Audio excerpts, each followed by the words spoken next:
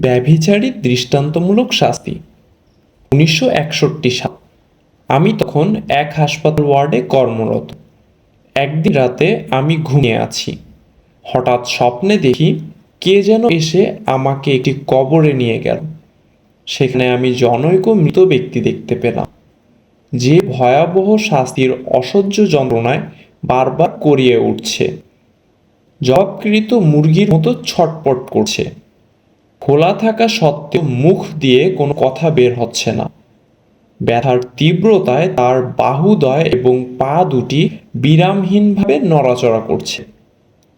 আমি দীর্ঘক্ষণ পর্যন্ত ব্যথিত হৃদয়ে নিয়ে তার এ করুণ অবস্থা প্রত্যক্ষ করছিলাম, কিন্তু তাকে সাহায্য করার মতো কোনো সুযোগ আর ছিল না। কিছুক্ষণ পর ব্যথার পরিমাণ কিছুটা কমে এলো। সে স্বস্তির নিঃশ্বাস ফেলল। আমিও খুশি হলাম। কিন্তু অল্প সময় যেতে না যেতেই দেখলাম নীল চক্ষু বিশিষ্ট কুৎসিত চেহারার এক অদ্ভুত লোক দৃঢ় পদে তার দিকে অগ্রসর হলো। লোকটির হাতে রয়েছে লৌহদণ্ডের ন্যায় নাম না জানা একটি বিষাক্ত বস্তু। সে মৃতের কাছে এসে তার মূত্রনালী দিয়ে সেই বস্তুটি এক ধাক্কায় সম্পূর্ণরূপে ঢুকিয়ে দিল। ফলে মৃত ব্যক্তিটি পূর্বের চেয়ে আরও বেশি পরিমাণে ছটপট করতে লাগলো। তার সীমাহীন দুঃখ দুর্দশা ও কষ্ট যন্ত্রণা দেখে আমি আর নির্বাক দাঁড়িয়ে থাকতে পারলাম না। জিজ্ঞাসা করলাম, ভাই, তাকে এত কষ্ট দিচ্ছেন কেন? কি অপরাধ সে করেছে?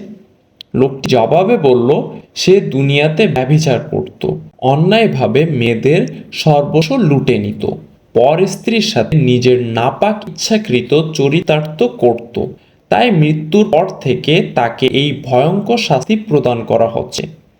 আমি অনেকক্ষণ ধরে এই করুণ দৃশ্য অবলোকন করছিলাম। এই মর্ম স্পৃষ্ট ঘটনা আমার হৃদয় সীমাহীন করুণা সৃষ্টি করল। মৃত্যুর প্রতি এ বেদনায় আচরণ প্রত্যক্ষ করে আমার অন্তরে অতীতে সমস্ত পাপের কথা জেগে উঠল। তাই আমিও আমার পরিণতির কথা ভেবে বেশ চিন্তিত হয়ে পড়লাম। আর অন্তরে দুশ্চিন্তা কালো স্রোত বয়ে চলছে।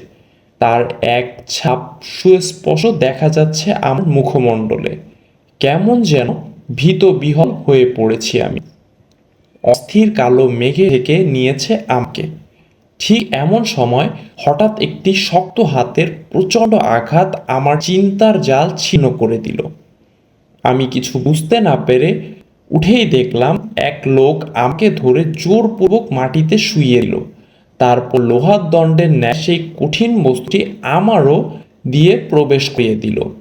ফলে ব্যথার তীব্রতায় আমি পানিবিহীন মাছের মতোই লাফাতে শুরু করলাম। সেই স্বপ্নাকীক ঘটনার কথা মনে পড়লে আজও আমার শরীর রীতিমতো শিউরে ওঠে।